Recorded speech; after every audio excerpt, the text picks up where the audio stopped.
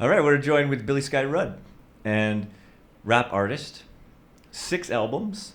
Yep. So we're gonna dig into that. Anyone who's interested in rap, especially if you're interested in possibly producing your own rap, because you have produced your own from start to finish. You've worked with other artists, you've worked with other producers, you've released all different ways, different platforms.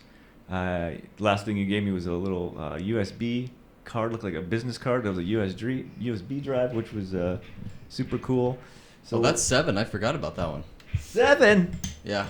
That's 7 albums.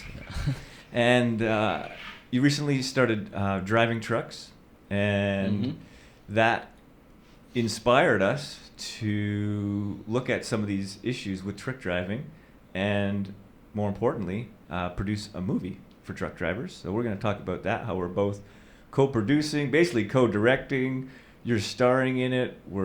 You've got your music. We're co-producing on music. I mean, it's a real awesome collaboration. So we're going to get into a whole bunch of that, the collaboration side and the distribution. And when we're shooting, we'll get into some of that details, and then just some world issues, that we're hoping this movie will tackle, because we have just recently I saw this TikTok video, like 2 days ago. I think I sent it to you, and you're like, yeah, I used to work at that port. I've been to that port. So I think it was L.A. County, one of the biggest. Long Beach. Long Beach. Yeah, yeah. One of the biggest ports in the world, if not the biggest. Huge. 60% AI, I think they've gone already, and they showed these machines just look like a sci-fi movie of like moving around and picking up containers, and this looked like this like computer game, but it was just acres and acres of containers being shifted. 600 jobs gone. People have been talking about this whole automation wave for years, and that is going to take up all these jobs. And here we go. We have automation taking over jobs, losing jobs.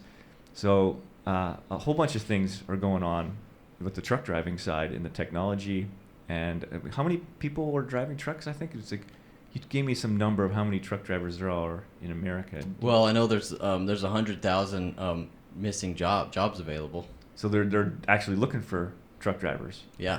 So they need more. So they need more people to drive trucks. And what I heard is 2 million in America. 2 million truck drivers. Wow. People driving trucks, men and women. And that's a huge number. And potentially with this automation, those jobs will be gone. Just technology in general. What's the point of it? It's like, is it the point is for the elitists, the top of the top, to just save money and be able to be more efficient? Right. Or, I mean, what's the point? Isn't technology supposed to make everyone's life better, or just the people at the top? Yeah. And so I think that's something I'd like to dive into as well. But let's just go into your rapping career. When did you start laying down tracks? And just tell us about your productions.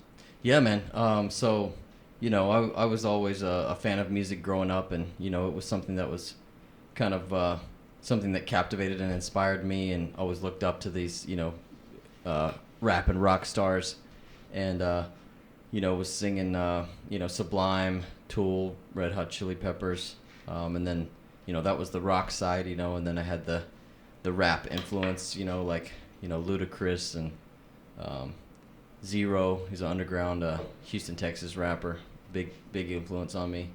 A lot of the the freestyle artists, and there's so many, it's endless. I would freestyle just at like big parties, when I would get really intoxicated, and I'd just freestyle. And back then there were not that many famous rappers, so it felt really special. Like you almost thought like if you could rap that you were gonna be like incredibly famous someday, kind of vibe. Right. Now we've kind of realized that like there's a lot of people that can rap. Right. And there's a lot of rappers coming out, but it makes it fun. It makes it more challenging, and it kind of it makes it to where you need something that sets you apart from other rappers. So you need to have either a lyrical ability that's above the rest, or a delivery style that's above the rest, or some kind of content that's appealing. You know, you need to have some kind of star power in one of the many, you know, vocal categories to really, you know, have a product that's going to stand the test of time, and, you know, with 1 million rap songs coming out every day, you know. Yeah. And so the thing that kind of got me into it was the lack of spiritual rap, you know, and the lack of truly conscious rap that's uplifting and that's not degrading. Because there's so many artists that can do it in an incredibly talented way, but at the end of the day, if they're talking about, you know, drugs and sex, then it's not really helping the general people of humanity evolve, you know. And so that was an inspiration that I took, you know, of, you know, being a yogi for many years and dedicating myself to a spiritual path, and then going, okay, well, I have this lyrical ability, and I think now is the time that I come forward and try to, you know, dovetail that ability to help the world, you know. Right. Dovetail by mean you dovetailing your talents, desires, your will with God. Right. And so by aligning yourself with trying to be pleasing to Him, there's another level of satisfaction in your work, and there's another level of inspiration that you can offer to people who are listening. Right. Yeah. Absolutely. Yeah. It's like the surrendering process. You know, it's a challenging endeavor, but it's worthwhile, and it produces the best benefit for yourself and ultimately for those that you love. You know, and a lot of times you might not love yourself enough to do it for yourself, but a lot of times we love someone else more than we love ourselves, and that can be our motivation. You know. Yeah. Right. Like one time I talked to this woman who she wasn't that interested in, you know, God, spiritual consciousness. And then when I told her that you can actually sing God's names to your dog, and it will actually benefit them spiritually, and the animal can actually be benefited spiritually. And that was really motivating for her. And so she started like singing God's names to her dog, not for her own benefit, because she loved her dog. Yeah. And you have a dog as well. I do, yeah. Very cute, fluffy, white ball energy. It's my son, you know. So yeah. Different species, but, you know, we have a lot of similar traits, and he's a very, like, uncivilized version of myself in many ways, you know. Two bachelors out in the truck. Does he go with you in the truck sometimes, or? Absolutely, yeah. Oh, yeah. He's with me every day. Yeah. He's never been away from me for more than an hour until this week. So this is I see. This is the test of your like, first time away for a while. Yeah, he's thinking right now. He's like, that guy abandoned me. That's not cool. All right. So yeah, let's get into some of the truck stuff. Why do you start truck driving, and what do you think? So truck driving, it all came about, you know, it was something where I was taking a lot of time off and doing touring, you know. I was doing like a few shows here and there, but more like distribution and networking tours. And I would just basically cruise around the continental United States, especially once they locked it down from COVID and made international travel, you know, really difficult. I was kind of confined to the continental United States, and so I would, you know, just drive a truck from coast to coast, visiting different friends and working on musical projects together and stuff.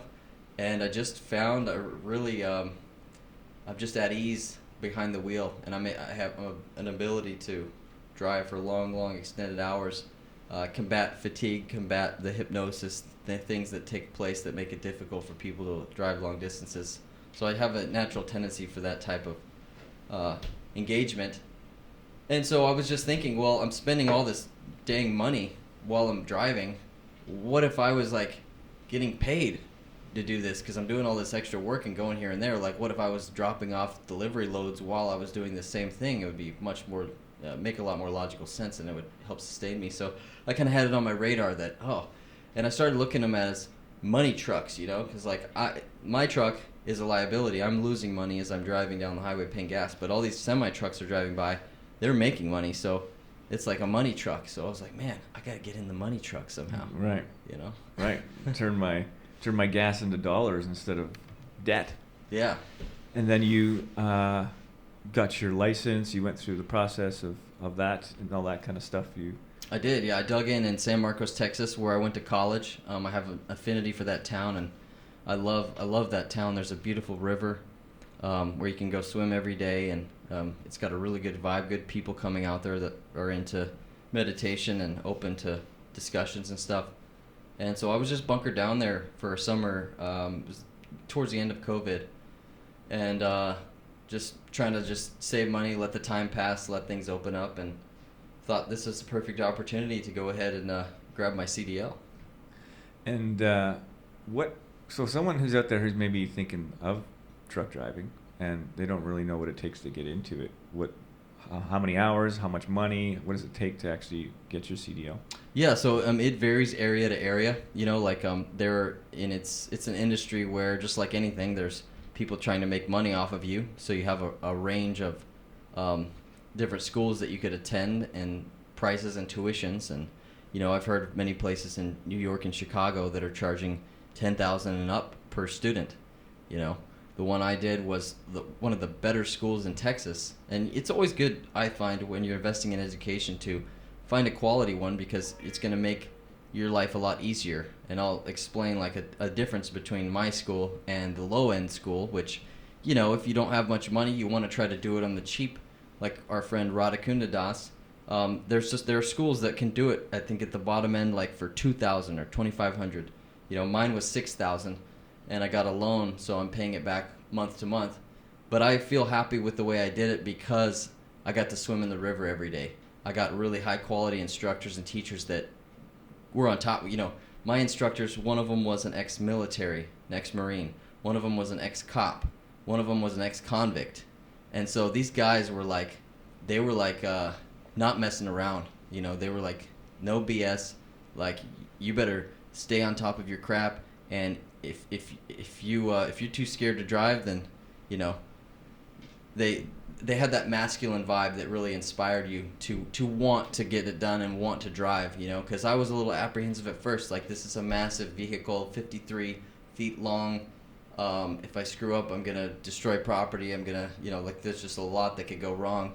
But when you're with a group of brothers that have all done it and they're all confident about it, it really helps you step up to the plate. And so I was really happy with the way that my school delivered that experience. And then, versus Radhakun's experience where, he actually failed the test like 3 or 4 times. And it was kind of like a really rocky road where they didn't teach him what he needed to know to pass the test. Right. Because he was just paying, the bottom end. Yeah, he told me. I mean, I was following his journey. And, he's had a rocky road. I mean, he's had problems where, he realized these guys are trying to rip me off, and they were paying for his way and this, but all of a sudden he had these back end payments. Like, he was kind of just, he's had a struggle trying to get started. And so that's interesting how there's all these different paths. And I guess, like anything else, there's people who are out there to exploit you if you're not careful. Absolutely. Yeah. And then once you do get your CDL, there's only a handful of companies that will hire people without driving experience. That's so you have to get funneled into one of these conglomerates, and they just treat you like crap, Oh, so when you're the bottom feeder, basically, you got your CDL, and they throw you into the crap jobs, the night shifts or the harder shifts or whatever. Is that kind of? Yeah, you've got to, because you need that experience in order to get a job with a decent company that's going to treat you right. Right. Yeah, and so you need that experience, which makes sense. I mean, makes sense in that that way, but also, there's probably this turnover where they want to make sure that you can hold it hold your own, but there's always going to be problems. Find the right company, find the right fit, right? And there's like anything, you probably just got to go out there and try different companies. So you're driving right now. You're I don't know if you want to talk about the company you're driving with, but you're driving. Yeah, I'm with TNR, and I was really, really lucky to find them, and I drove around quite a bit, trying to figure out where I wanted to be, what I wanted to do, and I tried a big conglomerate, flatbed thing. I was going to go cross country, but I ended up with just getting a local route, and it's a night shift, so that was why it was available and open. No one taken it because a lot of the guys don't want to drive at night. Yeah.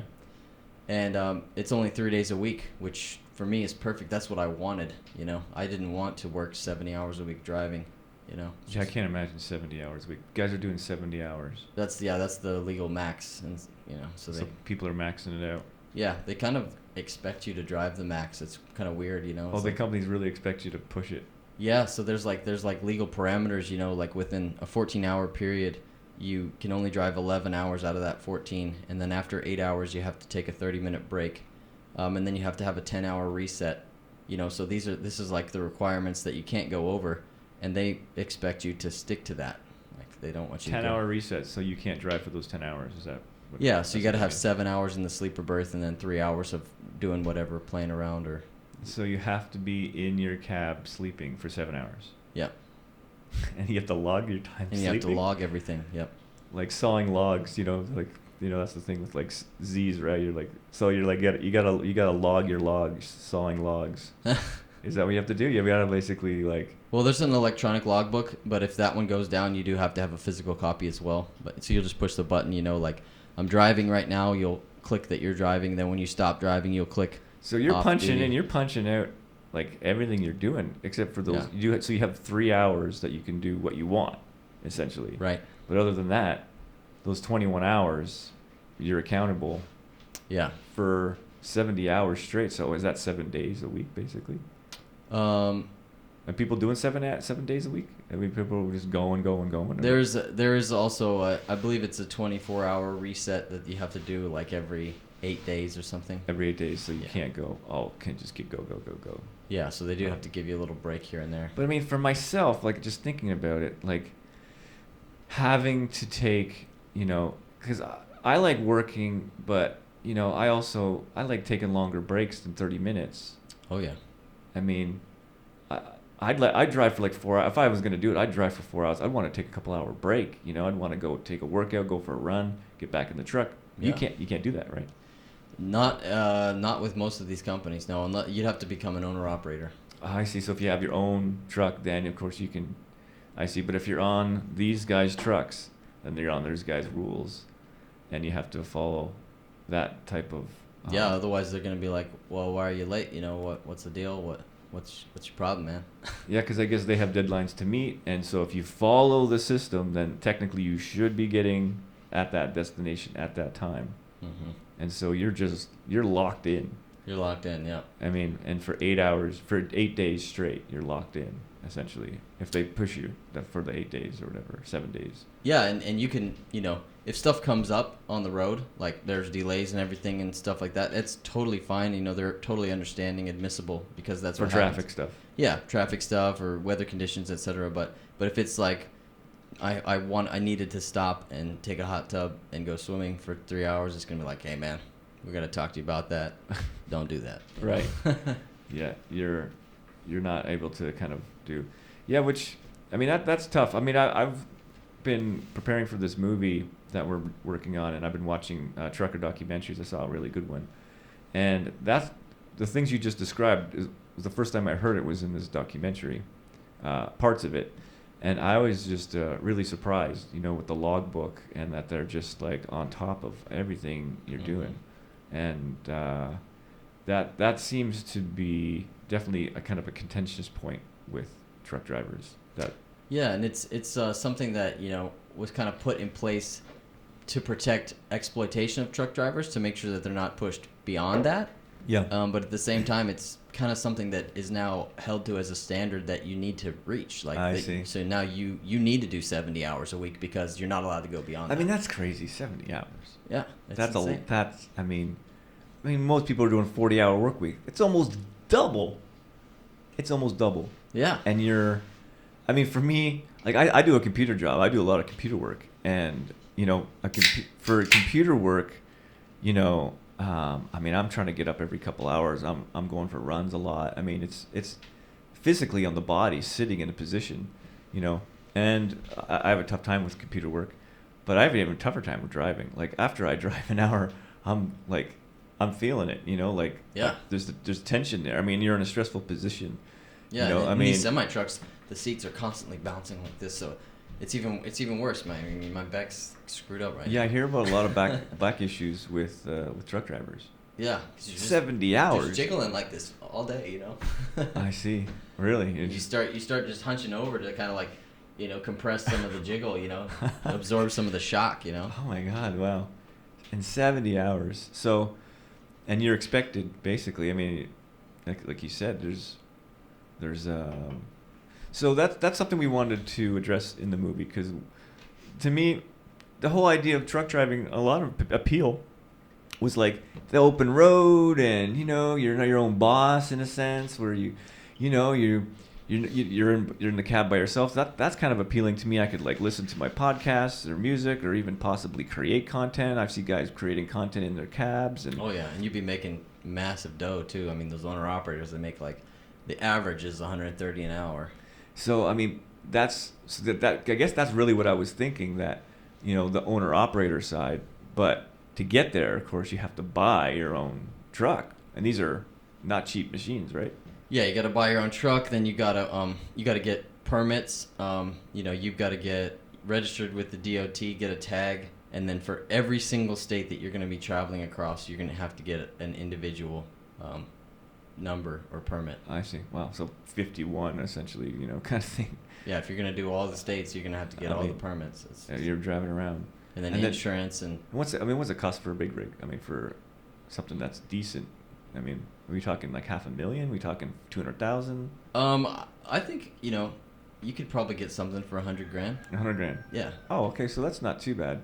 So that's probably got to be the goal with a lot of people, is to get your own truck, right? Absolutely. Yeah. Absolutely. I mean, I was even thinking about doing it with getting one for like $10,000. But the thing is that when something goes wrong with these semis, they're so big. It's like every little thing that goes wrong is like at least $1,000 to fix. Right. Right. And a lot of times if it's a bigger issue, it's like $10,000 to fix. And so you can run into trouble super fast. So there's that risk. A lot of people that start up as owner operators have a few things go wrong with the truck, and they don't have the money to cover it, and that's just like the end of the adventure. I see. So yeah, you gotta, you're a business owner. Basically, you gotta plan for expenses. You gotta save up for possible things. So there's a whole other side of hassles too, of course, having your own business and having to deal with all that. So then people, going back to the, just owner, the companies basically, because it's a little bit easier in a sense. In that sense, you don't have to think about all the other stuff and worry about it. They take care of you in that sense. So, so this movie we're doing, we got, it's called Truck and Roll. This is our, I guess we'll call it a working title. We'll probably end up with Truck and Roll. It's a cool title. It's a comedy musical about truck drivers. Yeah. And we talked about this, God, it was like a year ago now. And you were telling me you were driving trucks, and you were telling me these issues about, unfortunately there's a lot of issues with people driving trucks too. There's the loneliness side, and there's the people who are substance abuse, and hearing that you're basically very much encouraged to do 70 hours. That is got to be just mentally and physically taxing. So who knows what kind of other legal drugs they're taking on top of that, just to be able to do the job, and then the whole lifestyle in itself. So we're basically, God, these truck drivers, they are the lifeblood of the economy. I mean, watching the documentaries, after every store basically, like every store, Costco, Walmart, every kind of grocery store, they have 3 days of stuff. If the trucks stop, everything's gone in 3 days. Wow. And so without these guys pulling these crazy hours, we're running out of stuff pretty quick. And I don't think a lot of people see that. They see the stuff on the shelf, and we take it for granted that these guys are busting their butt to get it here. Yeah, from the port in California or wherever.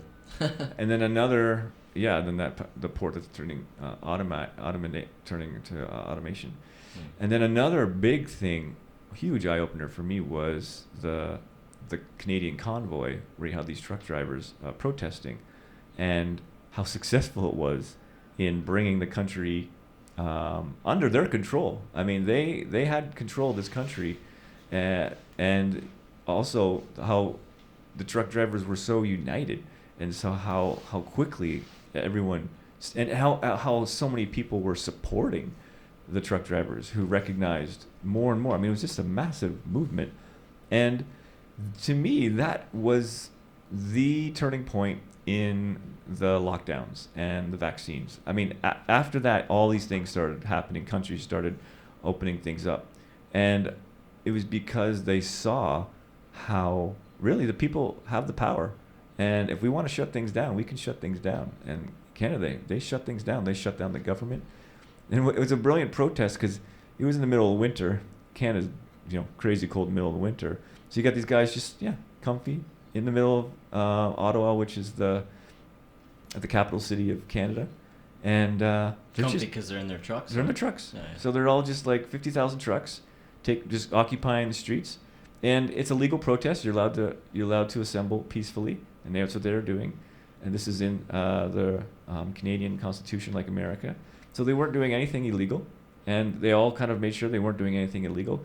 And what people started doing, because everybody was like fed up with all the insanity, lockdowns, the vaccine stuff, and so people started to, like, it wasn't just these truckers, it was Canada, all the people. All the people came out and started protesting with them, and giving the truckers food and helping them out, and it was just like this amazing thing that really definitely stopped the elitists in their tracks, Yeah. And so that was another thing that I've been really another thing I want to kind of do with this movie is show that there's power in the people and not just top down, because it just feels like more and more top down is coming. It's just all these things that are just keep what why do I even have to think about these things?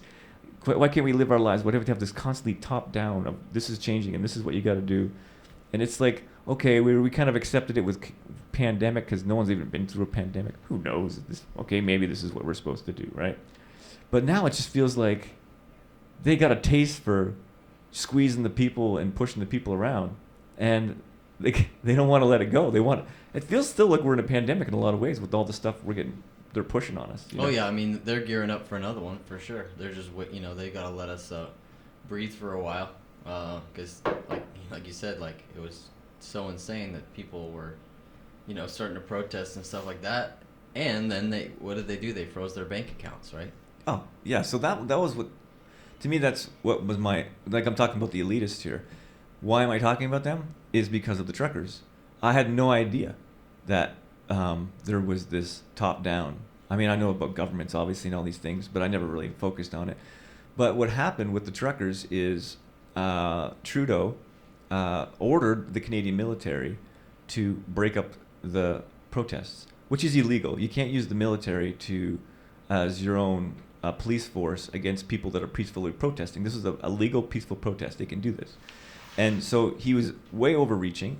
And so the military actually said, no. They said, we're not doing it. These are our brothers and sisters. These are our family.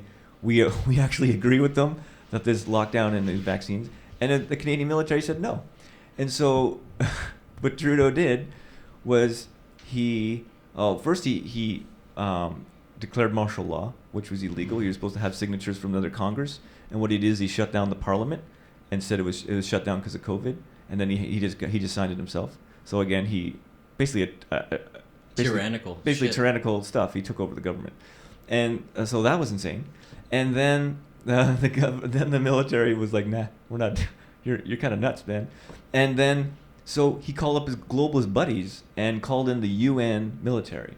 So I didn't even know. Did you know there was a UN military? I mean, sounds like mercenaries.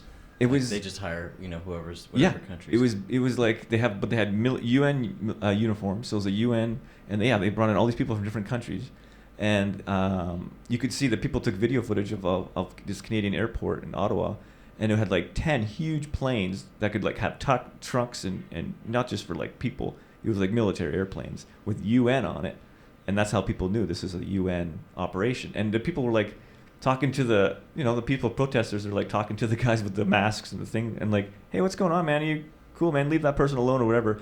And none of them spoke English. Like most of them didn't speak English. They're like, where are you from, man? Like, and that's when people realized this is like a UN. So they called in, and so that to me was also just like, what? That the fact that, if even if our own military, like in America, even was like, no, we're not doing this.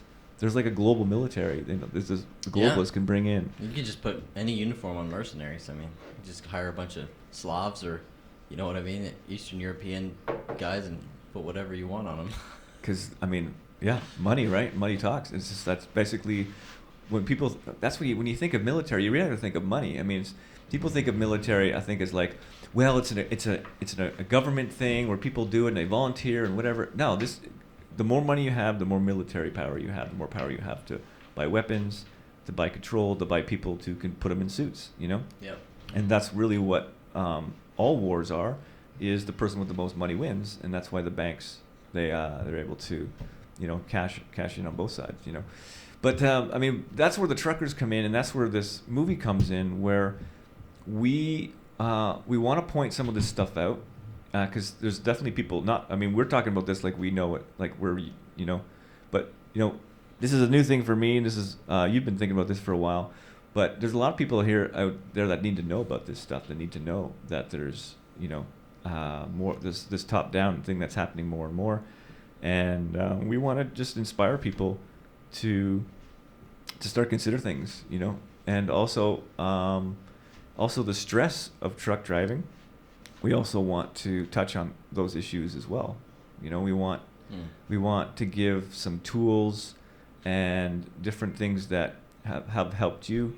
You know, you practice meditation, and you have this, you know, what you're listening to and you're consuming in your truck. You know, you can do these types of things that will bring peace and de-stress as well. And we think that's what this kind of movie is started with, like, you know, I met truck drivers, and they're pretty damn stressed, and it's pretty hard out there, and a lot of them are turning more and more to drugs. But if they had these tools that I have, these meditation tools, then you know, it would be easier for them. It's helped me so much in my life, right? That's something we were talking about as well with the movie. Absolutely, yeah, that concept of bringing meditation to the trucking world, and, you know, doing that through a movement, Angels for Truckers, and just getting little podcasts of, you know, beautiful chanting, you know, that they could listen to for 24 hours, and that might help them deal with depression, isolation, loneliness, trauma, you know, just all the dark things. Because when you're in that truck for so long and so many hours, I mean, you're just in your head, and you're just in it. It's just like it's like being lost in the forest, you know, and depending on the person and what they've gone through and their past experiences, you know, it's going to vary from person to person, but there's going to be some dark things in there that they're going to have to, you know, come face to face with. And, you know, some people have better coping mechanisms than others, but, you know, when it's your friend, it's your cousin, it's your brother, and they are faced with that, and, you know, and they don't make it out the other side, you just go, man, you know, we need to band together and do something to try to make sure they have access to mental health tools, you know, things that will help them deal with that, because losing people that you love is such a challenge in this world, and something that we all go through, you know. So you have a psychology degree. You got your psychology degree at University of Texas, is that right? Texas State. Texas State. Yeah. And also, yeah, you mentioned to me before you've had some friends that took their own lives, and those experiences have also woken you up how mental health is such an important thing to recognize early and have the tools you need. Yeah. I mean, you know, I grew up in Amarillo, Texas, and pretty much everyone, you know, gets into drinking and drugs and stuff, and majority of them do not make it out, you know. There's a lot of ODing going on just left and right, and you know, there's a lot of people incarcerated. That's another, you know, really common one. One of my friends, you know, did 4 years, you know, by the time he was like 23 or something, you know. Wow. And yeah, and the ones that do make it out, they tend to be, you know, alcoholics, you know, so they're kind of plagued with something that kind of burdens them the rest of their life. So you can almost say that those are the lucky ones, you know. Very, very rarely you find a person that is able to kind of escape the whole scene and kind of radically transform and get sober, and I attribute that to, gifts, maybe talents that were given to me by God, kind of the ability to look at things from a higher order of thinking, higher intelligence, and kind of be able to assess the situation and make a move at the right time to not get not get pounded by this looming giant wave. Like when you're surfing and you've got a giant wave that's coming at you, you've basically got to get in the pocket, surf that thing, or it's going to crush you, Right. So it's kind of like that, life in this world. It's like if you don't do everything just right, you're getting destroyed, There's enough suffering, around for sure. There's always something around the corner. And even if things physically are going well, weather, job, external stuff, we still have our mind, right? Our mind still. And it's just such a common thing for people who have this gnawing mind, and they need relief from their mind. And, meditation is the tool. Absolutely. Yeah, it's the thing that's completely granted me relief, and granted me the, really, like, because a lot of people try to get clean and get sober and stop drinking and stop smoking weed or whatever, but it always comes back because there's that longing, there's that emptiness, there's that feeling, kind of like a burning in the heart, and meditation is the only thing that, mantra meditation, that gives you this peace inside to where you are no longer needing to seek something externally, and that's just, it's better than winning the lottery. It's the greatest treasure you could ever have, Yeah, I think that'd be hard for people to even imagine, because it's easy to criticize and look from outside and be skeptical. So it's important that people at least get to experience it. Yeah, at least get to experience meditation, that peacefulness, that relief, and then they have that. They can always go back to it, but at least that's what we're hoping to be able to do too, is just give people a little bit of taste, So many people haven't had that taste before, and of course people can do whatever they want with it, but for myself as well, I was heavily into drugs, and I was meditating and doing drugs and so I was from both ends, and quickly what happened with myself was that the meditation was just getting nicer and nicer.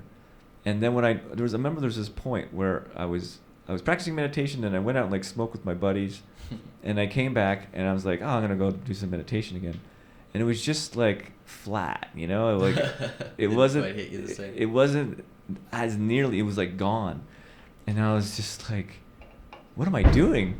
I have this. You ruined the potency, right? I ruined the good part, like before it was like, oh, the drugs were relief from my mind, Now the drugs were hindering my peace, and it was just this natural process where I'm just like, forget it, And I mean, I was probably addicted, I was smoking every day for the most part. I was smoking a lot, and we're popping pills, we're doing loads of stuff. And my friend who kind of introduced me, he kept going, and I was doing meditation, so we kind of split off. I split off with kind of my core group because I was trying to tell them meditation because they hadn't had that taste, and they weren't that interested. They were kind of like, what? They kept going. And one of my friends, he died maybe 5 years ago now from leukemia. And if you ask me, it was because he just kept going with the drugs, like he poisoned his body. And so that was a big, like, wow, I'm so fortunate that I had this, and one reason or another I was given this, these tools, because I came in contact with them, and for one reason or other I experienced, a relief and understanding, and it's just be sad if more people didn't get this opportunity. Yeah, it would be sad. That's why we got to try to tell them about it. Tell them about it. That's what this podcast is, and that's what we're trying to do with the movie. We have lots of amazing music in there, so we're producing a whole bunch of original tracks. Yes, yeah. The sound is going to be phenomenal on this movie, and I'm so stoked about it. I'm so excited. the sound that we were able to come out with. By the way, it's been so fun collaborating with you, and I think we work likewise really well together. With you've just got a bunch of talent and assets, and I do as well, and we're both a little bit humble in the way that you have the ability, I think, as a seasoned artist. Not a lot of the new artists have this ability, but to just create something and then go, okay, we're just going to ditch it and just not be attached to all the work that you just put into creating, because that's part of the process. Is we take this, we throw that away, we take this, we throw that away, and having someone else that's kind of seasoned and knows that, it allows us to really just amp it up and amp it up and amp it up. And now what we've got is some really cool rock and roll music, really cool vocals, and really cool rap. It's been so interesting collaborating with you. We've collaborated a little bit, but this was something that you've always been someone I've wanted to collaborate with, just because you're taking it seriously. Like, there's not a lot of artists out there that are actually like really going for it, and you're really going for it. I mean, you're 7 albums. I mean, that's a ton of work. Mm-hmm. That's just a huge body of work to be able to produce that much. And you're a solo artist, working with other artists as well. But I mean, still, you don't have like a band that's supporting you. That's not an easy trip. So I was so excited to collaborate. And when we did, I was just like, I remember that when you came over here last year when we were getting ready for this movie, and it was so cool to have your process in my studio, where I saw how because I'm always like, how do other people create music? Because this is how I kind of come up with melodies and ideas for music. I've been making songs since I was about 16, and so I've had this kind of process. But seeing your process, which is different but still really effective and very efficient, and so I totally recommend anyone out there who is an artist, is a musician, find someone else that is also as passionate with you. Even though our music styles are very different. You do rap music. I haven't done that much rap at all. I was into like Beastie Boys and Rage Against the Machine back in the day and stuff. But I was more rock side. I also like the pop side. I like Weezer and Travis and Britpop too. So I was coming from that angle. So it doesn't even have to be like your musical lines, but when you have someone whose passion aligns, basically whose skill level and desire to like make something really cool, yeah, when it's like 1 + 1 is 5, like it really, back and forth, me being able to play my stuff on my guitar, and you're like, ooh, that one, mm-hmm. that is like, really, that one, because as you're playing guitar, it's like, well, that's cool, that's pretty cool, it's like it's to have an outside perspective to go like, ooh, yeah, that one, yeah, and so that's super motivating and super fun, and it's just more fun. It's just like you create things twice as fast, you back and forth the ideas, and all of a sudden you have something. So yeah, likewise, it's been super fun, and we got like 10 songs. Yeah, originals. You got some original. I mean, you've had some of these songs you produced before, but they just fit perfectly in the movie. But I mean, we're definitely also we've created multiple ones from scratch here too. Yeah, it's kind of a half-half. We got half rock and roll and then half rap, and it all kind of fits in together. It's going to be a really cool storyline, and going to have really good transitioning between the two, and yeah, it's going to be hilarious. It's going to be great. Yeah, already we went to improv a couple nights ago, seeing you up on stage, and the crowd busting a gut, because we was a big class, which is cool about big classes because you got a big audience. And so, yeah, seeing you entertaining people with your different characters you're coming up with, and you've done a bunch of character work before, and then I was the tennis guy that's about to break into the heist. That was great. That was a great little sketch. Those who don't know what improv is, though, it's unscripted theater, and it's such a great way to get into so many things. Acting, most people think of it's great for acting, but it's also really good for writing. It's also really good for directing. It's also good for stage presence. It's good for all these different things, because when you're given a suggestion of like, someone comes up to you and says, okay, here's their gift, I'm giving you a tennis racket, which was your scene, and you had to come up with, I forget what you said with the tennis racket. Well, first I had to, talk about that it was a very special tennis racket. Right, it's a special tennis racket. So you added in that it was special, And so then he added, oh, okay, it's a special one. Oh yeah, because you can do this with it. And so it's also wonderful for collaborations, for these skills. So I highly recommend any kind of artist, no matter what kind of artist you are, is to do some sort of improv, because it'll help in so many ways. And we're gonna do a bunch of improv in this movie. I've done the last feature film I shot was Rosie's Pig, and it was 100% improvised. Wow. And it worked really well because it was with my wife and my 2 daughters, so to get them to sit down and memorize the script wasn't probably going to fly too well. But I could just sit there and say, okay, this is the scene about, you're going to say this, you're going to say this, and you guys have a conversation. And they just start talking, and so it was very natural and very easy. And the acting came out really well because they were saying what they actually wanted to say, And so it's a great way to actually create content as well. We had a structure, of course. We knew where the story was going. We knew what every scene had to happen.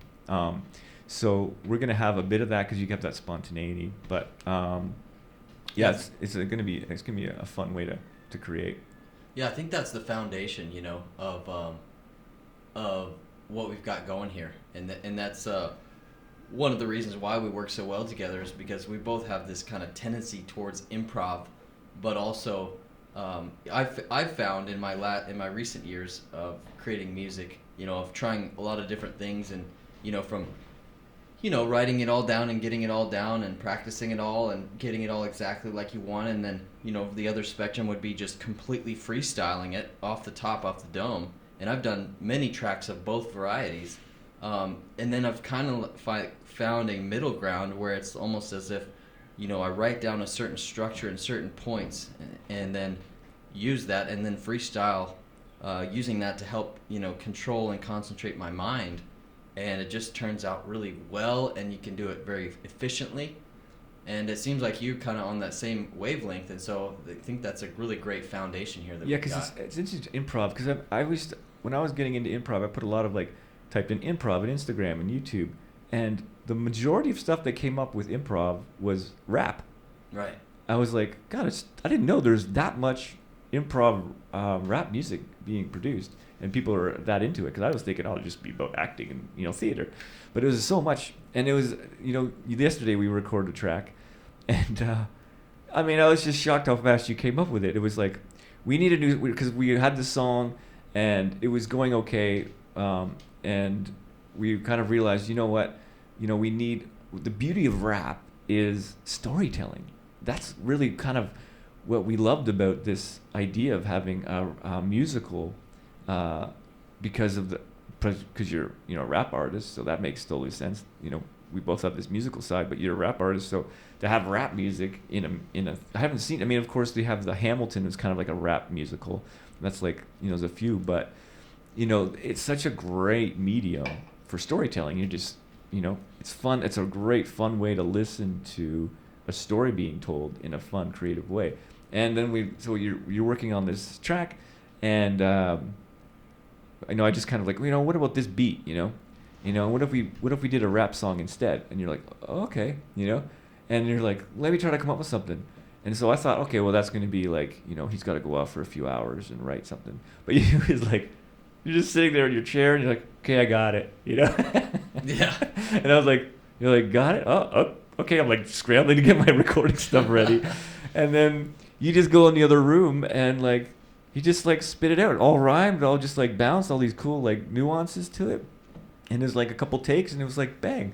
It was pretty, I have to say that really kind of inspired me to do more. Oh, yeah? I was actually thinking I think I want to do 5 more songs. Oh, wow. I don't know if we can, but I have some more ideas of if you can bang that stuff out that quickly and have it because there was so much story in that. Mm-hmm. And it was not just story, but fun way of telling story, and a lot of emotion, because music's so emotional, and we can not just have the lyrics emotional in your performance, but the music to go along with it. Like you were saying about this dark thing. So I love dark music, dark guitar, and just Mm-hmm. so that I think it's going to be definitely a new kind of movie that way, where we're going to have music, loads of comedy, and beautiful scenery. We're going to be shooting in Arizona, And Yep. so the production is September 11th to 27th. In Austin, Texas as well. Just And so the yeah. viewers know if they're in Austin or Arizona that they should contact us and try to get involved. Yeah, we would love more collaboration. With serious people, we're collaborating. I'm actually collaborating with a couple truck drivers who create their own content, and so, we'd just love to have more people collab. And you mentioned your friend in Australia, and he's bringing his flavor to the table, and so because of his comedic background, we're like, ooh, you could do this. Mm-hmm. So collaborations just inspire and get us thinking about all these different things that can happen that because it coming from outside, and it's just more fun. Yeah, I'm really glad that we decided to involve Nathan, and it's almost like when you want to do a big endeavor, you want to do it the best you can do. You want to grab the biggest weapons in your arsenal. When you're producing music, you want to get the best instruments. You want to get the best producer.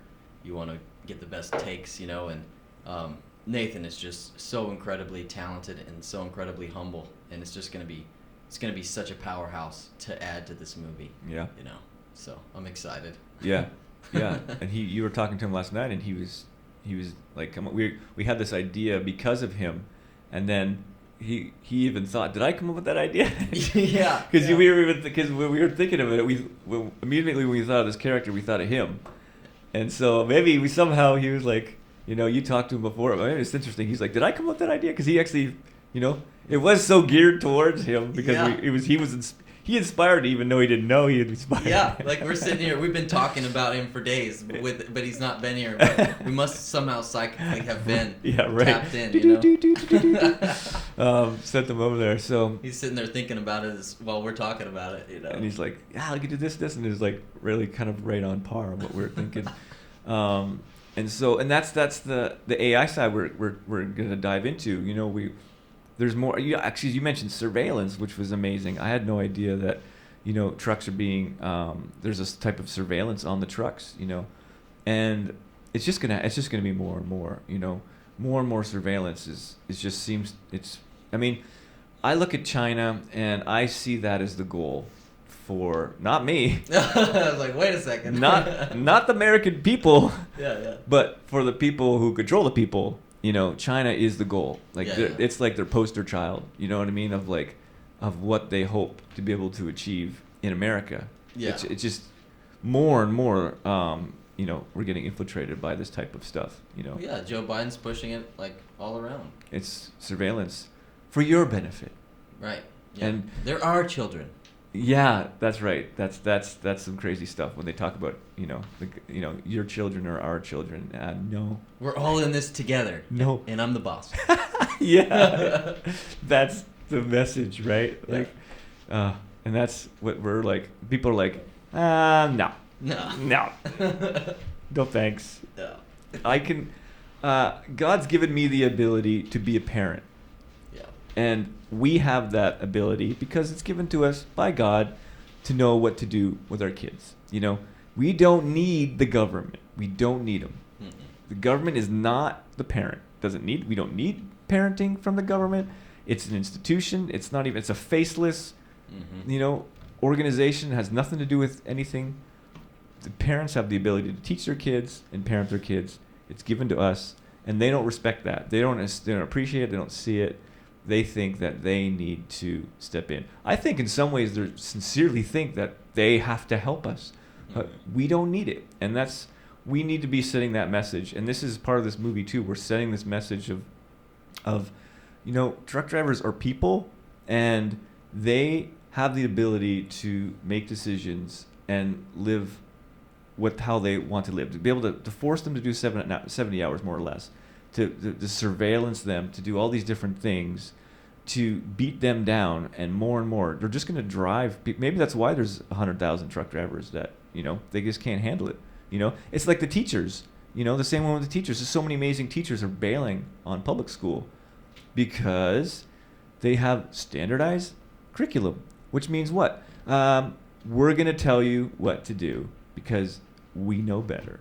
Right. So whether it's parents, whether it's teachers, whether it's truck drivers, it's all just going in the same direction. Yeah, and that attitude that we know better, like looking down on someone, is like it's an attitude of someone that clearly doesn't know better. You know what I mean? Because that's the symptom. Yeah, that's the symptom. The symptom of not knowing better is thinking you know better. Yeah. So like the people that do know better, they never have that attitude. Like it's absent in those people that are the wisest. Right. You know? Yeah, that's a great point. That, what's your disqualification for knowing better? Thinking you know better. that's your dequalification. Yeah. That you think you know better than this person. For me to go up to some parent, don't even know their kid, and be like, this is what you should do. Imagine you just like some woman, the mom will just slap you across the face. Get out of my face, my kid. Yeah. But the government can do it. And so and this is part of the message that we want to get across. That no, these are people, these are not machines, and that's what they're treating people more and more like machines, clocking in, clocking out. That's what I'm really surprised with the truck driving. The clocking in, the clocking out. The fact you have to be in your sleeping, you have to be in your bed for 7 hours, right? Isn't that something? I mean, what? How can they say you have to be in this bed for 7 hours? Well, as long as you're logged in the bed. I mean, you can leave. You can log into the bed, and then go to the gas station. But I mean, it's like that's part of the movie we're going to be joking about. The surveillance side of it, where they're going to take it to the next level. They're going to take it to the next level. Yeah. I mean, they have sensors are going to be everywhere. You have left the truck. You are not in the sleeper berth. You turn twice too many times. Yeah. I mean, and you look at the World Economic Forum. They just had this meeting in June, and they were just saying sensors are going to be a part of everyone's life. Just get used to that. There's going to be sensors on everything and everywhere, and they're serious. Their goal is by 2030. This is the actual goal. UN and the WEF is that nobody will own anything and everybody be happy. That's their slogan right now. So they want to take away money. So the central bank digital currency, we've heard it in America. They're trying to do this not just in America but across the globe. I mean, they basically did it in the EU. They just made cash illegal. Did you know? No. If you have $1,000 cash and you buy something with it, I'm not sure it's jail time, but it's a fine. Oh my God. You can't have $1,000 cash. You have to use their digital currency. You have to use the digital currency. That's insane. Yeah, it's setting. I mean, how is this complete control? How are people not freaking out about this more than me? Just kind of like. Well, the ones that probably are savvy are moving out. That's what I would be doing. I'd be getting the heck out of there. I mean, it's like, where are you going to go to? And it's like, and so, America feels like the last stand. The fact that Europe just folded like Superman on Laundry Day. I mean, that's just like, what? How are they? But you know what? I give credit to the EU and give credit to France, and they're protesting big time. They're protesting AI right now. They're protesting. Yeah. America's not really doing much protesting. It's like you think America would be the protesting place. We got the guns. We got the people with the attitude. But France and Germany and all these guys, they're doing huge, massive protests, still going. As long as we still got our our iPhones and our football and our video games and our Big Macs, right. Once they stop the supply chain, that's when right. That's when shit's gonna get real. Well, that's what's starting to happen now with more and more people just saying, no, leave our kids alone, okay? Pulling them. I mean, public school is like the numbers in public school: 2 million less kids this year. 2 million. It's not like some small number. 2 million less kids this year. And since COVID, of course, it went way down, and no one's gone back because people figured, homeschooling's pretty good. And so, that's people are had enough in America. We're just protesting in a different way, I guess. We can pull out and people are now pulling out their cash out of BlackRock and Vanguard because they're the ones that are pushing all this stuff. They're the ones that have that kind of control. So. But that ain't gonna stop those guys. They're going to just transfer it. I mean, you have Larry Fink trashing saying we're done with the environmental social governments, which is... Is he in charge of BlackRock or something? Yeah, he's in charge. Okay. Larry Fink's in charge of BlackRock and Vanguard, really. He's probably arguably one of the most powerful people. 20 million. Of himself? 20 trillion. 20 trillion. Yeah, that's what I'm saying. I think BlackRock is probably the most powerful entity on the earth. They have the ability to so in 2020 Larry Fink under the World Economic Forum, the ESG is like a World Economic Forum thing. They want which is environment, social governance. Environment is okay. Environment. What's that? What falls under the environment, Billie Sky? Recycling and screw the oil companies. How about like air? Yeah. How about trees? Yeah. Water. Water. Yeah. Earth. You would think. Everything. Yeah, you would think. So you just say environment. What's not the environment? This house technically is in the environment. So they control the environment. What companies are allowed to do environmentally. And that's how they get people. It's like, oh, we're going to tell people their carbon footprint is this is the disguise they use. But I'll tell you how that's total bullshit in a minute. Horseshit. I'll show you. And then social. So that's the other one that I can control. What's social? People. People. Yeah. And why not throw animals in there? So all living things. Mm-hmm. How you treat people, and then governance. Governance, basically, the definition of governance is like behavior. Obedience. Obedience. Yeah. And so they have this so-called, ESG, but it's just absolute control over companies. Mm. And if they have a low ESG score, they get less money. Mm. Like straight up, your funding is getting cut. Because what you have these funds, right? So why is BlackRock and Vanguard powerful? They have the money. People give them all their money. Please invest this, right? They give them all their money, all their 401ks, everything goes into BlackRock and Vanguard. So that's why they have $20 trillion that they're managing. And they take this money, they put it into Facebook. Now they're the number one investors in Facebook and Google, Apple. You type in any company, Vanguard, BlackRock, top. So what does that mean? That means that they have control of all those companies. The top shareholders in companies control them. I don't think people realize that you don't have to own. Zuckerberg's not in control of Facebook. Just remember, Steve Jobs got kicked out of Apple. Right. He started Apple, and he got kicked out. Why? Because the shareholders, the people who had power, booted him. So the people with the money control the companies. So these companies, they can't get any money because their ESG scores. And in 2020, Larry Fink doubled down on it. He gave them 20 new things they had to follow. In there was a whole bunch of new kind of social things, which were now kind of, why people are wondering, why the hell did Bud Light do that?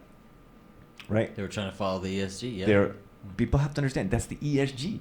Yeah. They have to get back to, it's not Bud Light's fault in a sense. It is because they had a choice. There's now companies that are going the other way. There's a whole new investment plan that came out where you can you can start going into companies that you want to. So people are waking up and see Larry Fink knows this. He's like, oh crap, they figured it out.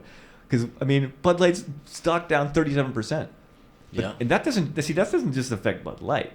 Anybody who has money in with BlackRock and Vanguard, that all went down because BlackRock, Vanguard, they have their money in Bud Light. Their stock went down, right? They lost money on Bud Light. Everyone who has money in BlackRock and Vanguard lost money because of Bud Light. Mm-hmm. You see, that makes sense, right? You know what I mean? And so, because if stocks go down, like Apple goes down, all these companies go down, whoever has money in those funds, in those companies, they lose money too, right? Their stocks go down. And so Larry Fink's seeing like, okay, we gotta, and people are onto it now. People are starting to wear ESG is the problem because of Bud Light. People are like, wait a minute, how's it possible that, how's it possible the company lost 37%? Because people don't like what they're doing, Yeah. And why are they doing this? Why the hell would Bud Light advertise to a demographic that has nothing to do with them?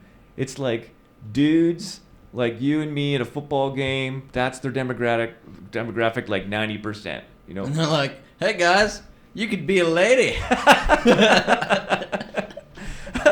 Put that football down and put on this dress. And for some reason that didn't work. And it's obvious. It's so obvious. Anyone who's in marketing or sales or anything like that. And the person admitted, like, the reason why we did it because of our ESG. We have low ESG. And so, and guess what happened after they put that campaign up? Well, their ESG went up. Oh, great. Your ESG is up here, but now your stock's down here, And so people are on it. And so they're just going to repackage it. But it is like an amazing thing how quickly, just amazing how quickly that whole Bud Light thing turned out, right?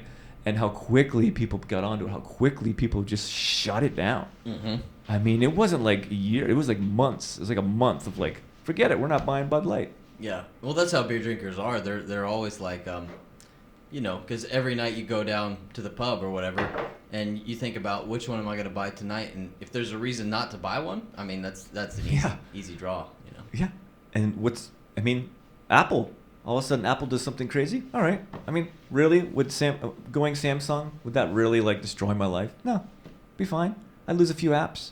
Wouldn't be that big a deal. You know, at the end of the day, it's a nice option.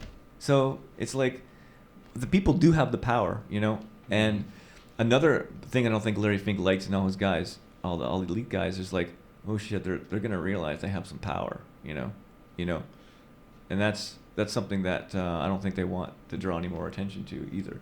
That the people have the power. people have power, you know, and this is what we want to do in our movie, is to kind of show different ways that we have power and different ways that we can address things. And of course, the movie's going to be educational in that sense too. We're telling people about, you know, the direction we're going in, and, you know, making jokes. You know, it's not going to be by any means like a heavy-handed, like, this is the elitist, and, you know, you're just gonna subtly feel it, because we're gonna make fun of them and laugh at them, you know. Right.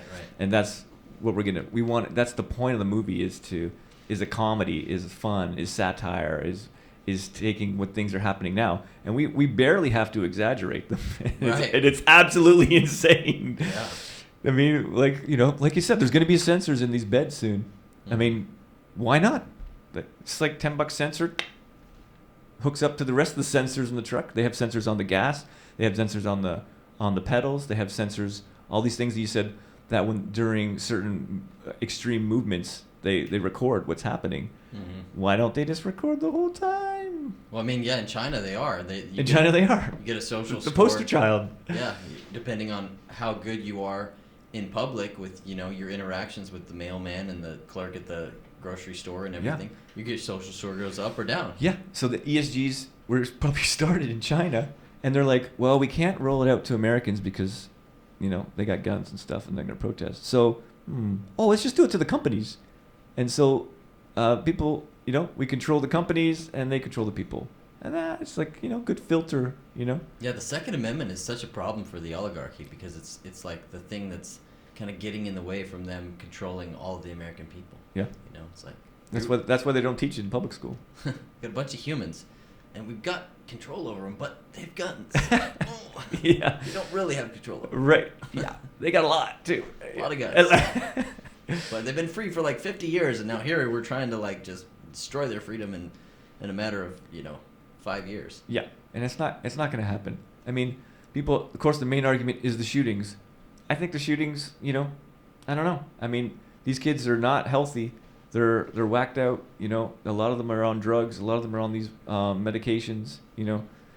So who knows what they're possibly doing for these. Well, and did you heard about the Sandy Hook kind of thing? I mean, I haven't like completely delved into the details, but basically Alex Jones, who's kind of known for conspiracy theories, he was like really convinced that whoever the shooter was in Sandy Hook was basically planted, you know, by the government to try to remove the Second Amendment. Yeah. But what they did was they spinned it around on him, and they said, you think Sandy Hook never took place? Because, you know, sometimes he kind of just spouts whatever he's thinking, and, you know, he spiels off in weird directions and stuff. Right. So anyway, you know, the victims of the actual families of the people that were killed seemed to be clearly real, because they were so upset by the fact that he went live on TV and said that this tragedy never took place. I see. He thought the whole thing was made up. Right, he took it too far. And he said that he took it too far. Yeah. And he's actually, I mean, he's cleaned up too. I mean, he totally admits that, okay, I was drinking too much. Like he was going too far. But he owes them now like hundreds of millions. Oh, right. Yeah, they're suing him. Yeah. And they won. He says he's like bankrupt. Yeah, he's like bankrupt for life now, because just because of some crazy comments that he made, which is so silly to me. Yeah, and if he retracted them, you know, then said, yeah, you're right, you know, sorry. I mean, well, why can't you do that? Just because everyone, like Biden hasn't made a mistake on saying something in the last 10 minutes, you know. Yeah. So I mean, if it affects people in a negative way, of course you got to get held accountable, but. You know, for him to say that it didn't happen and maybe they're, you know, mad about it. Okay, I'm sorry, I admit that was kind of stupid. It did happen. You know, that shouldn't that be the end of it? I mean, I don't know. But I mean, it's legit that we know that they want to take away the Second Amendment, and right. You know, that's maybe why they're using him as an example. Yeah. I mean, they want to plant. It's in their best interest to have these school shootings happen, whether they're planting these things or not, or they're occurring naturally. I mean, that we can't really say for whether or not for sure it's happening in one way or another without having that direct experience, you know? Right.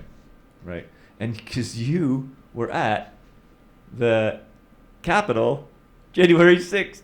Oh, yeah. That's you told me that last night. I was like, what? Yeah, that's a totally different subject. Yeah, we can move into that. I mean, I've never met anyone. I had no idea that you were there. So tell us, what was it like, man? I mean, the whole vibe is that it was a bunch of crazy people that wanted to destroy the Capitol, and they were there to tear down the fiber of this country. They have no respect for our country. They want to go there. They want to vandalize what is the essence of American, and no respect. I mean, that's the paint. That's the picture I've been painted through all these mass medias. You know what actually went down. Yeah, so I mean, a lot of that is propaganda, and a lot of it is part of this like campaign to destroy Trump and his reputation. And you know, there were people that were planted there at the event to basically try to stir up trouble so that it could be blamed on Trump. So how do you know that there's people planted? Like, whoa. So when I got there and I'm driving around looking for a place to park, like you see there's like a truck full of guys, like Black Lives Matter guys, like black ski masks and like signs that say "fuck Trump." You know? I see. And so like they're there. Right. And this is supposed to be like a Trump rally. Oh, right. You know, so you already know that there's some like people that are antagonists. And then when we get closer to the Capitol, you know, you notice that there's like Secret Service there. There's like police, you know, that are kind of like intermittent through the crowd. But the overall vibe is like a reggae party. There's like drumming, congos. There's people like smoking herb out there. Just all kinds of people with good spirits, you know, and law-abiding citizens. And you know, I was at the back of the Capitol. I walked up, and when I got there, the windows were already cracked open, so the people must have already snuck in or whatever. So they were probably inside at that time. I see. And I just put it on my... So it was already broken. They already busted into the Capitol, and that wasn't even like the focus, because you showed up and they already broke in. It wasn't like they broke in and everybody started pouring in and everyone's like, what's going on? Let's go break in. It wasn't like that at all. No, it was like a few people like broke in and a few people like followed them and went in, and then the rest of the people just like went about their business and go like, that shit's illegal. We're not doing that. Yeah, right. So the majority of the people were just like, what are you doing? Yeah, there's like there's like some basically some vandals or whatever that decided that they're so upset that they want to try to go and stop the ratification or whatever, which, you know, I feel that they were justified because I saw substantial video evidence and testimonials of people that were being paid to counterfeit votes, that discovered counterfeit votes, that counted counterfeit votes of, you know, Democrats that had been deceased, or double votes. Like basically anything and everything that you could think of was being done because they needed millions of these votes so it's like, who do we got that's dead, that's a Democrat, who's registered to vote in the last 50 years, let's fucking put all of them down, so I can, you know, just wherever we can pull votes from, it was being done. I mean, I totally believe that, because I watched this documentary on HBO, I forget, it was about election machines, and the guy was basically saying, it's a joke. It's so easy. He's like, look how easy it is to hack it. I'm not even a hacker. And he's like, you go put it in here, you get this card, there, I just added 20 votes. Mm-hmm. He said that's like, and it goes through this hand and this person. It's like, and then they've got this whole misinformation campaign of like, wait a second, the election was legitimate. You don't think it's legitimate?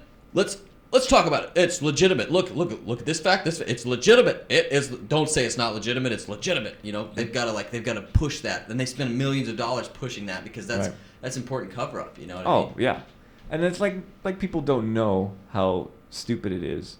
You know, I remember I went to a Democratic, what was it called, a caucus or something, down the street, and it was like, okay, so we're gonna vote now. And I was like, we're voting, like, so this is who do you want to as our Democratic, as the representative of the Democratic Party, you know, and it wasn't like some official thing. I was like, this is the vote, and it was like, raise your hand.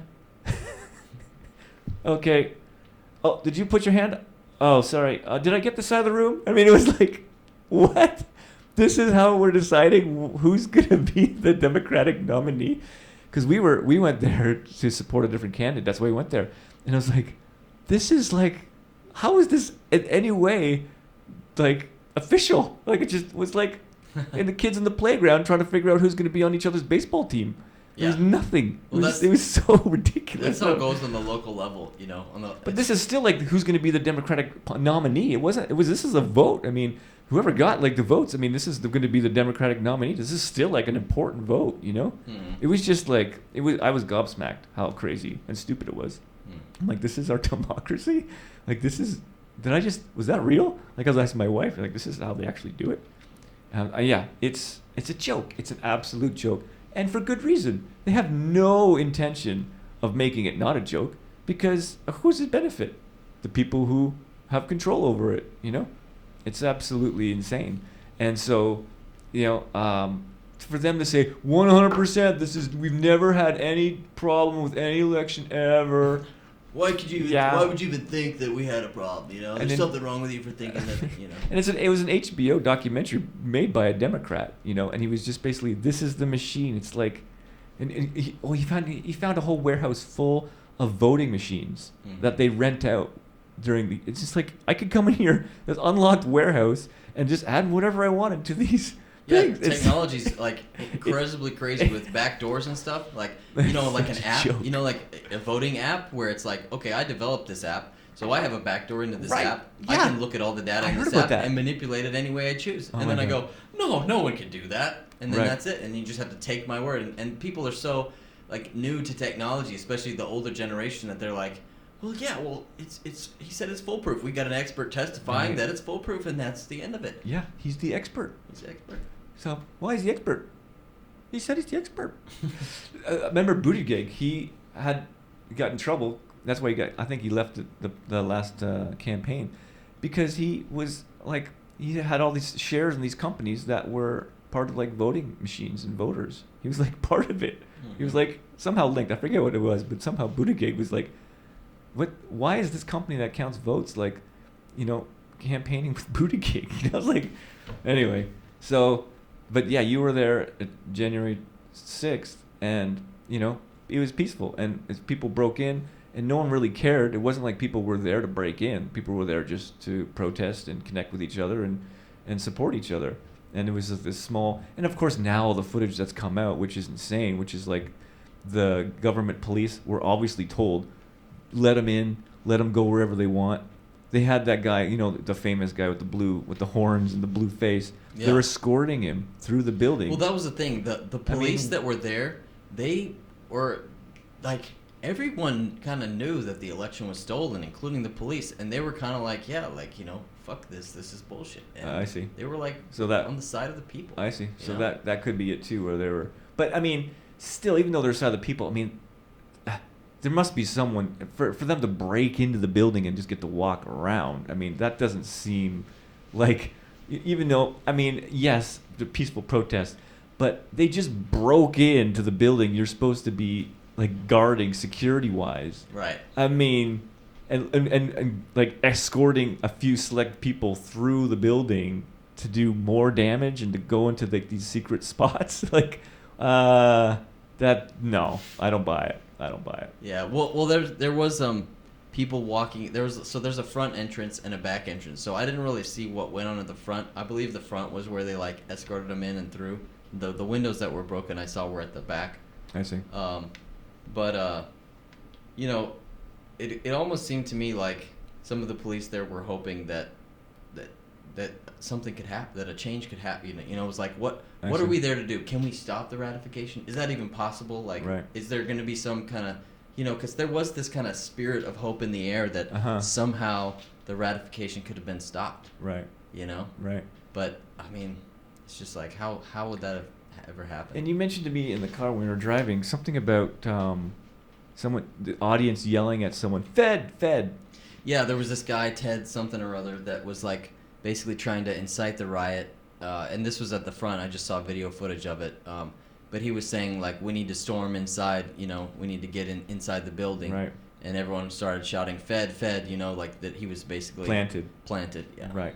So pretty much we know that there's feds or some sort of people that weren't there for a peaceful protest. They were there to incite violence and an insurrection and stuff that would look bad.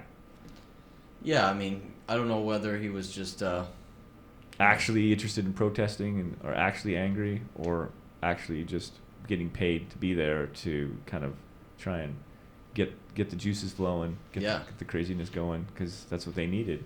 Mm-hmm. And then there's just, to me, it was just like how quickly after that, everyone, all the companies, Apple, Amazon, Google, Facebook, all united within like within 24-hour period and canceled the president of the United States. How quickly they were able to do that. I mean, it was all strategized. That had to be pre-planned. Absolutely. How do you get those many people on board with these massive organizations to just instantly silence the president of the United States, and to go so far as to even like platforms like Parler and these other ones get them off the Amazon servers, and like I mean, it was just like anyone had any connection with Trump was like just silenced and canceled like that. It was just like, well, it was the perfect alibi. I mean, imagine if we were, a couple of billionaires that wanted to cancel Trump, and we're sitting here in this meeting, and we're going, okay, they're about to ratify, his opponent, and he's going to have a rally outside the Capitol. Why don't we send a couple people in to, break some windows, and then we can just blame it on him, and then we'll get all the tech companies to just cancel. Yeah. It's like very plausible. Yeah. Why not? And then you see who owns. Then you start to dive deeper, and you see BlackRock Vanguard have majority control over all these companies, and they just got to make a call. And their military-industrial complex, and Trump was very anti-military-industrial complex. Right. You know what I mean? So it's like, it's very, very logical. And Larry Fink made the call to all these corporations saying, you need to comply with this, or you guys are going to be in a lot of trouble financially. And who has more weight than Larry Fink, who has 20% shares of your company, to be like, and it's not even just that. He can just end you. I mean, he could end Apple. I mean, they'd have to find all new financing. They'd have to figure out all this stuff. Companies live off financing. And so, I mean, tremendous power these companies have. So even if Apple was not on board, they don't have a choice. Right. They don't have a choice. And that's what we're seeing, how quickly things can just go to crap with Bud Light, Yeah, but I mean, the job they did with Trump is just amazing, because he's got such a robust and kind of like outspoken personality that's easy to say what's on his mind, easy to insult people. So it's not like JFK. Like it's a different, like, because in this case the oligarchy took him down while at the same time creating this public movement of hating him with all their guts. You know what I mean? Which just like completely fascinates me, that how they can psychologically manipulate the masses into people hating Trump. Like the anti-Trumpers. Yeah, well, they can't stand it. I mean, they've got all these court, judgments on him now, so that people are looking at him like he's a rapist, like he's a criminal, like people hate him with all of their guts. Yeah, they're able to manipulate people. That hate has been completely I remember programmed. I was on a show right before I was on a show during the election when Trump and for the last one, 2021, and this guy who was I was a Trump fan, and he was total anti-Trumper, like just like he was shocked that anybody could like Trump. And so he asked me if I would come on his show. And so I went on his show. It was like a live stream on YouTube.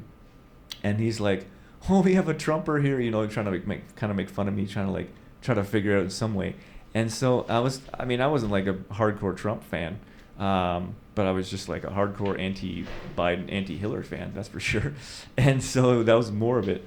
And then I was just kind of like, why don't you like Trump, And he's like, well, oh man, he's so arrogant. The guy's just like racist, and he's misogynistic, and like, no, I mean, well, what did he say that makes you feel that way? Oh, he's like, remember he was that lady, oh my God. Yeah.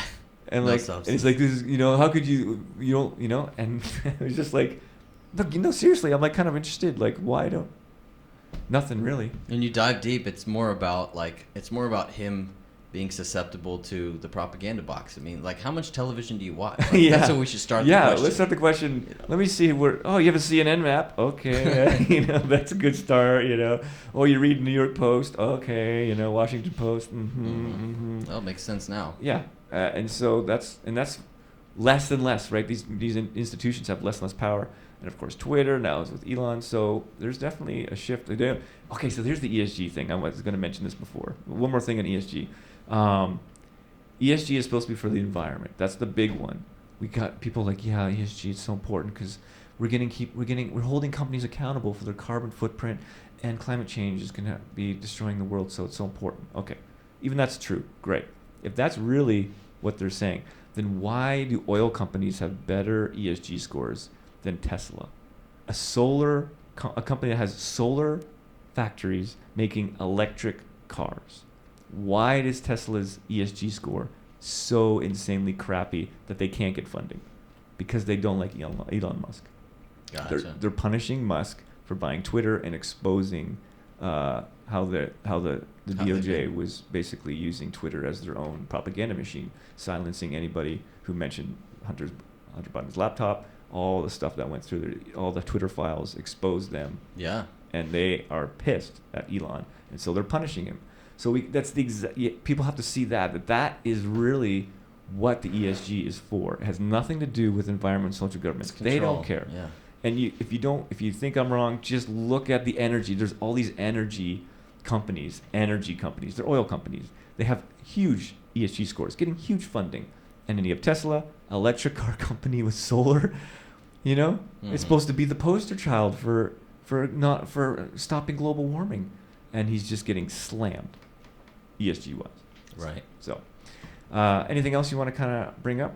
I thought we could talk a little bit about like the power of association, because we're discussing like the medias and the things that are influencing us, and it kind of relates and ties in with spiritual topic as well. Of like things that I've learned of like when you're interacting with someone, it can either influence them or they can influence you, and if you're watching a movie or a form of information or a media stream, that's just a broadcast. There's no way that you can influence that because it's just coming at you. So that is going to influence you. Right.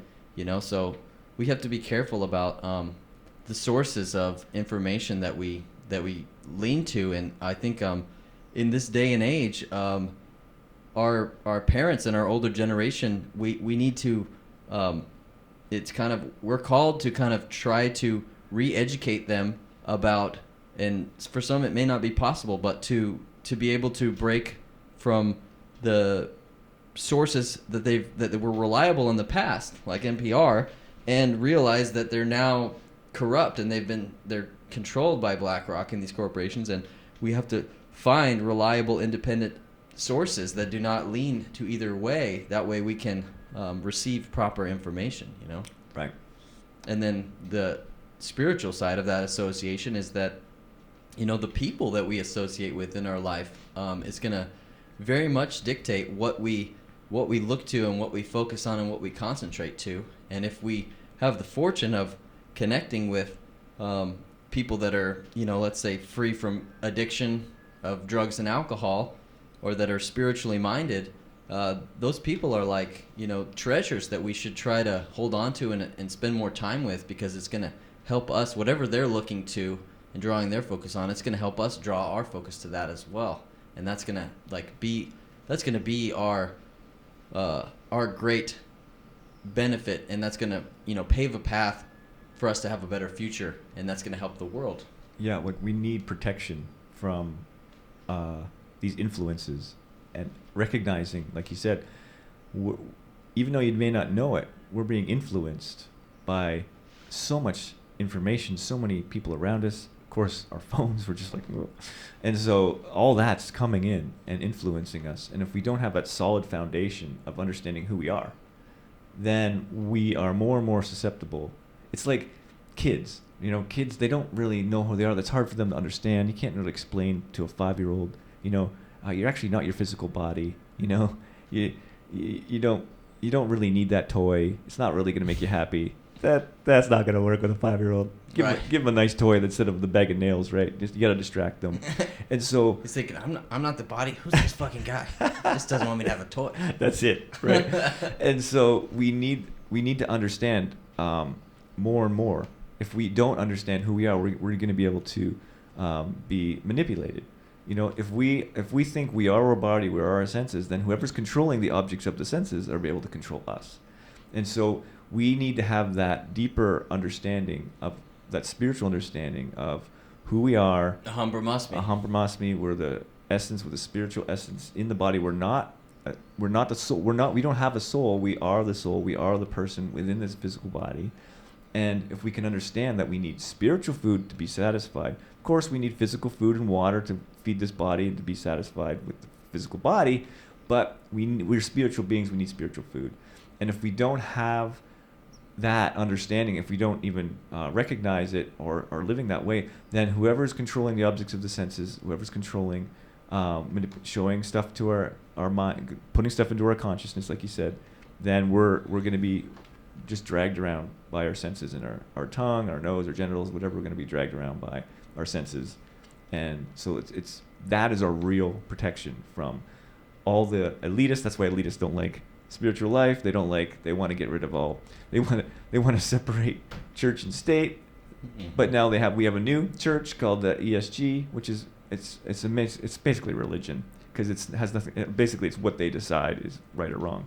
So we have these new gods. They want to have these new religions, and so we need to have actual spiritual understanding.